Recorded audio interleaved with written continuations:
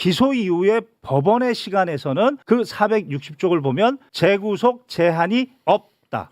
아 법원의 시간에서는 그러니까 그러네. 기소 이후에는 법원의 시간에는 재구속 제한이 없다. 아니 자, 실제로 그걸 적용해서 그렇게 재구속한 사례가 있죠. 그렇습니다. 또 그래도 구속 있어요. 취소한 다음에 그럼. 예, 구속 취소해주고 바로 직권으로 재구속이야. 오 그렇게 했어. 그래서 그게 바로 대법원 판결 2018도 19034. 야 이거 그렇게 한 사례가 있어요. 근데 기소가 돼서 법원으로 넘어오면 그 법원의 심우정이 말처럼 민신구속에 관한 권한은 법원에 관한이기 때문에 전적으로 법원이 필요성에 따라서 이 사람 불러다가 다시 한번 확인해보고 바로 구속하면 되는 거예요. 직권으로. 그러니까 이거는 지귀현이는 그러니까 그냥 다른 걸 다 빼놓고 지가 생각해서 이렇게 한번 저 인권 보호를 위해서 했다고 하더라도 실력이 없는 거야. 이것들이야말로 우리나라에서 가장 그 강고한 악의 카르텔이에요. 그렇지. 동호회라는 것 자체가. 집안의 원수라도 나를 죽이려는 원수라도 우리의 이권을 위해서는 똘똘 뭉치자는 거잖아. 그럼요. 와 무섭다. 소름 돋는다 진짜. 딱 그게 실체예요, 실체. 근데 검찰이 단 한 번도 인권적인 차원에서 피의자한테 유리한 의견을 낸 적이 없어요. 네. 어떤 상황에서든지 검찰 마음대로 검찰이 판단한 대로 가야 된다라고 얘기해 오던 집단이고 네. 거기에 관한 그 사과나 이런 것들도 그렇게 인색했던 인간들이거든요. 네. 절대 안 하죠. 한 번인가 했지 그렇지. 않았습니까? 문 총장 때? 그러면서 이제 검찰 동호회는 지는 맨날 참석을 해놓고 그렇죠. 매년 참석을 해놓고 그렇지. 검찰 동호회랑 그런 단체랑 우리랑 상관없어. 아무 상관없다고 그러고. 가가지고는 이거 선배님 하면서 맨날 굽신굽신거리거든.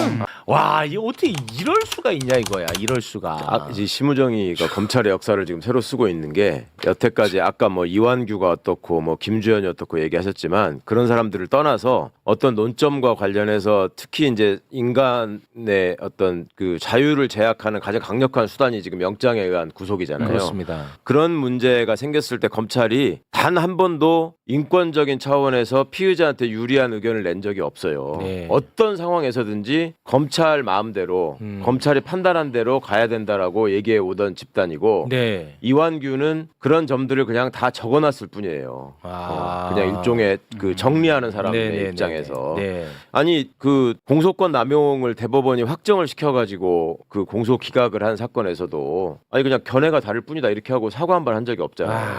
그러니까 그렇게 심각한 검찰권 남용에 대해서도 사과한 적이 없는데 이런 문제에 대해서 심우정이가 아주 그 정말 뱀의 혀를 놀렸는데 저 아까 우리 보여주신 저 영상에서 인신 구속에 관한 권한은 법원에 있기 때문에 네. 즉시 항고를 하면은 위헌의 문제가 있습니다. 네. 그렇게 얘기를 했단 말이에요. 그렇습니다. 인신 구속이라는 말로 다 뭉뚱그려 버렸어.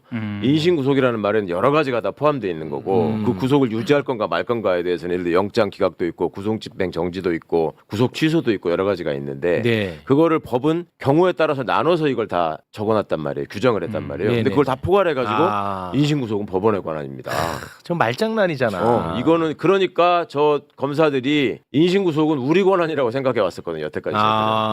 그러니까 저게 뒤집어지는 거예요. 그냥 간단히 말하면. 이 한 가지 더 덧붙여야 될 거는 뭐 보석이나 그 구속 집행정지나 구속 취소가 다 다르다는 것은 이제 변호사님들이 다 설명을 하시겠지만 저는 심우정 씨가 말했던 것 중에서 이게 제일 기분이 나빴어요. 이 부분이 특히 즉시 항고하지 않은 것은 구속 취소에 대한 즉시 항고 제도가 52년 전 이른바 유신헌법 시절 국회 해산하고 비상입법기구에 의해서 도입된 제도라서 이게 워낙 오래된 거고 독재 정권 시절 때 된 거라서 우리가 지금부터는 이런 인권 보호를 위해서 이거 안 해야 되지 않겠냐 이런 식으로 지금 말을 하고 있는 거거든요. 네. 근데 이자가 진짜 나쁜 게 네. 유신헌법 초안 쓴 게 김기춘이잖아요. 네. 그러면 김기춘 같은 사람들이 검찰 동호회를 만든 거거든요. 근데 그 기자회견에서 브리핑장에서 나 마지막에 보면 검찰 동호회랑 지랑은 아무 관련이 네, 없다 없다고 그러잖아요. 얘기했잖아. 근데 2년 연속 계속 참여를 계속 해왔잖아요. 참여했어. 그리고 이게 검사 출신의 윤석열을 보호하기 위해서 지금 구속 취소를 해준 거잖아요. 예. 그러면 유신헌법도 검사인 김기춘이가 만들고 네. 그리고 유신과 독재 70년대 80년대 계속 검사들 검사들이 국회의원 하면서 그다음에 무슨 이상한 자리 뭐 고문도 거기에서 다 그 사람들이 용인하고 허가를 해주고 사인도 해주는 그런 자리를 검사들이 맡았지 않습니까? 네. 거기에 관한 그 사과나 이런 것들도 그렇게 인색했던 인간들이거든요. 네. 절대 안 하죠. 한 번인가 그렇지. 했지 않았습니까? 문 총장 때? 그렇지. 형식적으로 한 번 했죠. 형식적으로 딱 올라온다. 한번 했죠. 그래. 박살 내줘. 시부정이 잘 들어. 아니 이런 거를 생각하면 그럼. 자, 지들이 만들었어 유신헌법을. 검사가. 그리고 난 다음에 검사 출신이 대통령이 됐어. 네. 검사 출신 대통령이 될 때도 지들이 안에서 으쌰으쌰 해가지고 만들었어. 네. 근데 어떻게 하다 보니까 내란을 일으켜서 이 인간이 구속이 된 거야. 그렇습니다. 이걸 빼주기 위해서 야 유신헌법 때 만든 거기 때문에 우리는 인권 보호를 위해서 이 사람 빼줘야 돼. 듣고 보니까 진짜 열받네. 진짜 열받더라니까. 진짜 열받네. 이거 아니, 보니까 그러니까 듣고 보니까 그러면서 이제 검찰 동호회는 지는 맨날 참석을 해놓고 그렇죠. 매년 참석을 해놓고 그렇지. 검찰 동호회랑 그런 단체랑 우리랑 상관없어. 아무 상관없다고 그러고. 가가지고는 아 이거 선배님 하면서 맨날 굽신굽신거리거든. 당연하죠. 이런 단체 자체가 이것들이야말로 우리나라에서 가장 그 강고한 악의 카르텔이에요. 그렇지. 검찰 동호회라는 자체가. 그 예. 정말 웃기는 게 뭔지 아세요? 검찰 동호회 말씀을 하는데 이번에 뭐 저 탄원서에 독참해 주셔서 감사합니다. 뭐 좋은 결과가 나왔는데 문자 돌렸잖아요. 네. 그러면서 검찰 동호회가 알려진 거잖아. 네. 검찰 동호회 회장이 한상대야. 네, 검찰총장 출신. 한상대가 검찰총장 할 적에 쫓겨났거든요. 하다가 중간에 특수부 저기 최재경 치려고 하다가 그 윤석열이한테 쫓겨난 거 아니에요? 맞죠, 맞죠. 올려 플레이하는 맞지, 맞지. 담당자가 윤석열이야. 그지? 예. 와, 그러니까 이것들은 대단해. 원래 한상대하고 윤석열은 웬수예요. 그래서 그래요? 근데 한상대가 윤석열 나오게 해서 고맙습니다. 이런 이상의 카르텔이 어딨냐고. 와, 진짜네. 야, 진짜 이것들은 그러니까 그보다 강력한 이권 카르텔이 없다라는 없어. 방증이네, 그럼 진짜. 확실하게 이거는 드러나는 거야. 와, 몰랐네. 윤석열이 집안의 원수라도 나를 죽이려는 원수라도 우리의 이권을 위해서는 똘똘 뭉치자는 거잖아. 그럼요. 와, 무섭다. 네, 소름 돋는다, 진짜. 딱 그게 실체예요, 실체. 아 근데 지금 생각해보면 아. 또 윤석열 변호인단에 합류한 인사들 몇 면을 보면 다 윤석열하고 왼수 시간이지 않았나요? 아, 뭐 한때. 네. 자, 그러면 이제 법으로 좀 홍군형을 내주시죠. 먼저 그 최경영 네, 패널 최기영 기자님. 예, 고쳐야 될 기자님. 게 있습니까? 네, 개인적으로 한 말씀 드리면 예. 그 12월 4일 날 안가 모임에 대한 말씀 예. 네. 뭐 음모론이라고 말씀하셨는데 네. 저는 개인적으로 이 사건은 내용상 너무 명백하고 증거도 너무 명백해서 윤석열 변호인이나 김용현 변호인이 변호할 거리가 없다. 아, 딱 하나 남아 있다. 음모론으로 듣지 말라는 아니 의미였어요? 그러니까 딱 하나 남아 있는데 그게 뭐냐? 수사 관할권으로 장난을 칠 수밖에 없다. 아, 네. 수사 관할권으로 장난을 쳐서 거기에 수사 관할권 위반으로 절차 위반으로 모인 증거들 아무리 명백해도 위법한 수집이다. 이거밖에 다툴 수밖에 없겠다. 저는 계속적으로 그때부터 이야기하고 계속 지금도 말씀하셨어. 진행 중이고 네. 그거를 지기현 판사가 이야기한 건데 네. 오늘 제가 말씀드리고자 하는 거는 현재 지금 윤석열 구속 취소로 석방이 됐는데 지금 재구속 이 부분이 가장 쟁점인 것 같습니다. 재구속 할 수 있냐? 근데 언론에서는 다 못하는 걸로 나오던데.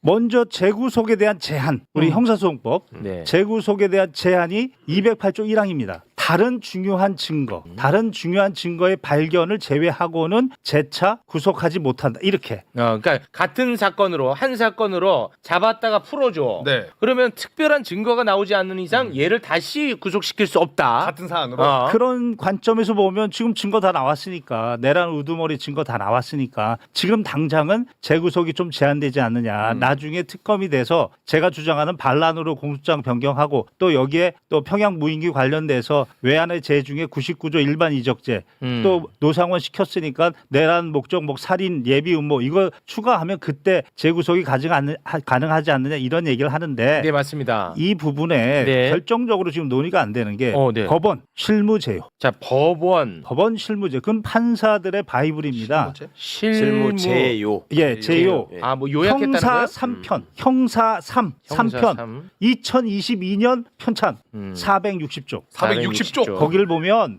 빨리 펴. 460조. 수사기관에서의 재구속은 제한이 있습니다. 208조 1항처럼. 네. 그러나 법원. 제가 말한 460조에는 법원의 시간, 구속 이후에 법원의 시간, 구속 전에 수사기관의 시간에는 재구속의 제한이 208조 1항에 적용이 되지만 네. 기소 이후에 법원의 시간에서는 그 460조를 보면 재구속 제한이 없다. 아, 법원의 시간에서는 아, 그러니까 그러네. 기소 이후에는 법원의 시간에는 재구속 제한이 없다.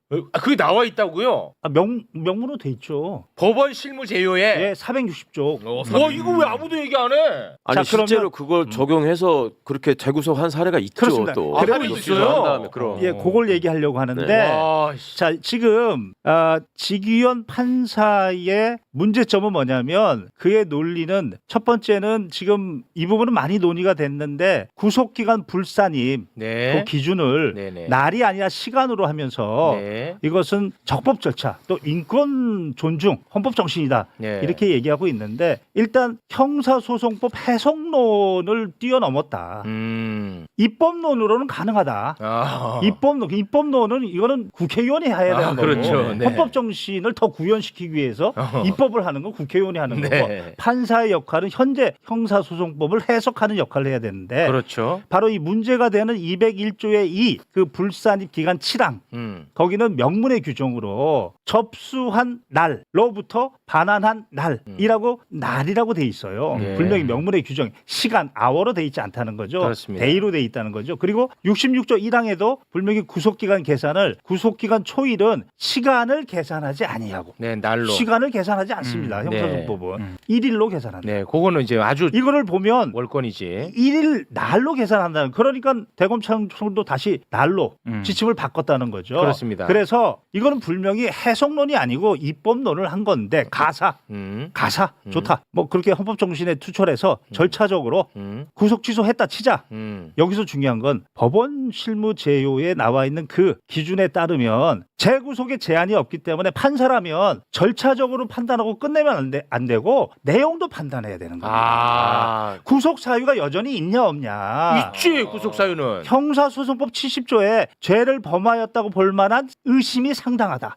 범죄가 중대하다. 네. 특히 중요한 건 증거인멸의 우려. 우리는 헌법재판소에서 거짓말을 밥 먹듯이 하는 윤석열을 봤습니다. 그렇죠. 지금 나와서 지금 여기저기 전화하고 있어요. 지금 증거인멸의 우려는 더 커졌어요. 그 부분을 판단해야 되는데 그 부분을 고의적으로 판단하지 않았다. 대법원 판결이 있었다. 2018도 2018도 19034. 19034. 그게 뭐냐면 2018년 1월 19일 날 구속이 됐어요, 이 사람이. 네. 근데 이 사람은 사기범 자범이에요. 네. 근데 그 변호사가 똑똑했어요. 그래서 구속 취소를 받았는데 사유가 뭐냐면 이 청문 절차를 거치지 않았다. 그게 뭐냐면 형사소송법 72조에 구속을 시키려면 네 가지. 일단 범죄 사실의 요지를 알려주고 구속의 이유도 알려주고 변호사 선임할 수 있다고 알려주고 변명할 기회를 줘야 됩니다. 변명할 기회를 들어야 됩니다. 변명할 기회를 안 줬다는 겁니다. 그게 청문회 절차를 거치지 않았다는 겁니다. 좋다. 이거는 지금 이제 법원의 시간입니다. 기소 이후에. 네. 좋다. 판사가 1심 판사가 좋다. 헌법 정신에 따라 구속 취소. 오케이. 그런데 내용을 봤더니 너는 사기범이고 증거인멸의 우려가 여전히 있어. 구속 취소해주고 바로 직권으로 재구속이야. 그렇게 했어. 그래서 그게 바로 대법원 판결 2018도 19034. 와. 야, 이거 그렇게 한 사례가 있어요? 와. 법원 실무 제요에 다 나와 있어. 법원 실무 제외에 나와 있어. 460페이지 좀 봐라 이 자식아. 재구속에 제한이 없다는 게 바로 그런 의미입니다. 그러네. 그 사건에 대해서 절차뿐만 아니라 내용도 구속의 사유도 끝까지 살펴라. 그 말의 해설을 심무정의 말로도 한 거예요. 인신구속에 관한 권한은 법원에 있다라는 게 그 의미야. 그러니까 수사기관이 구속하는 거는 구속영장을 청구해서 법원으로부터 허가를 받는 거잖아요. 네. 내가 수사를 하는데 필요하니까 그렇죠. 구속하게 해달라고 하는 거예요. 맞습니다. 그 수사 절차에서 벌어진 거기 때문에 네. 그렇게 됐는데 보니까 이게 구속 사유가 없는데 잘못됐어. 그러면 법원이 구속을 취소해 줄 필요가 있죠. 수사 절차에서 잘못된 구속이라고 하는 거야. 네. 근데 기소가 돼서 법원으로 넘어오면 그 법원의 심우정의 말처럼 민신구속에 관한 권한은 법원의 권한이기 때문에 전적으로 법원이 필요성에 따라서 이 사람 불러다가 다시 한번 확인해보고 바로 구속하면 되는 거예요. 직권으로. 그러니까 이거는 지귀현이는 그러니까 그냥 다른 걸 다 빼놓고 지가 생각해서 이렇게 한번 저 인권 보호를 위해서 했다고 하더라도 실력이 없는 거야. 그러니까 형사 합의 부장으로서 반드시 알아야 되는 실무의 기본조차 놓치고 있는 거예요 지금. 기본을 너무 잘 알아서 이렇게 안 하고 있는 거 아닐까요? 아니야. 그렇게 보기에는 실무제외에 있는 이 내용이 너무나 분명하고 그리고 형사소송법의 원칙에 붙여볼 때 너무나 분명한 일이에요. 이거는 이거 너무 이렇게 분명해. 풀어주면 안 된다는 게. 그렇습니다. 야, 그러니까 이거 다시 정리하자면 지기현이는 풀어준 이유는 이 절차적으로 문제가 있다라고 자기 혼자서 그냥 장난질 친 거야. 그렇죠. 근데 이게 뭐 100번 양보해서 그래 절차적으로 문제가 있다 쳐. 근데 구속의 사유 내용을 봤을 때는 이거 당장 구속시켜야 되니까 그럼. 나가서는 안 재구속을 시켜라. 네. 법원 실무 제요 법원 그리고 실무제요. 대법관들의 대법원 판결 2018도 19034까지 그렇지. 판사라면 거기까지 고려해야 되는데 네. 그 부분을 거기까지 고의적으로 고려 안 했으므로 직권남용이다. 직권남용이네. 직권남용이다. 그래서 우리 공수처법 2조 1호 고위공직자 중에 파목 판사와 검사 그리고 3호 그 고위공직자 범죄 중에 감옥 형법 123조 직권남용 그래서 공수처에 제가 고발한 거. 아니 제가 근데 조금 헷갈리는데 이게 직무유기가 아니고 직권남용이에요? 직권남용에 대한 그 전원합의체 판결을 보면 거기에 상대방이 공무원이다. 상대방이 공무원이다. 그러면 이 판사가 자기 직무의 범위 내에 속한 사항으로서 직무 수행을 함에 있어서 반드시 지켜야 될 원칙, 절차, 기준이 있는데 그것을 따르지 않았다. 그러면 그건 직권남용이다. 그건 직권남용이에요. 판사로서 절차적 흠결뿐만 아니고 이어서 법원 실무 제외와 함께 대법원 판결에 나와 있는 바로 재구속의 제한이 없기 때문에 구속 사유까지 반드시 살펴야 되는데 그것을 고의적으로 안 했으므로 네. 지켜야 될 절차 기준 원칙을 따르지 않았다. 그러니까 바로 직권남용에 관한 법리에 해당한다. 그래서 그걸 고발하셨어요? 고발했죠. 지기현 이게 말만 하시는 게 아니야. 조용히 했죠. 조용히 합니다. 국민 신분고를 통해서.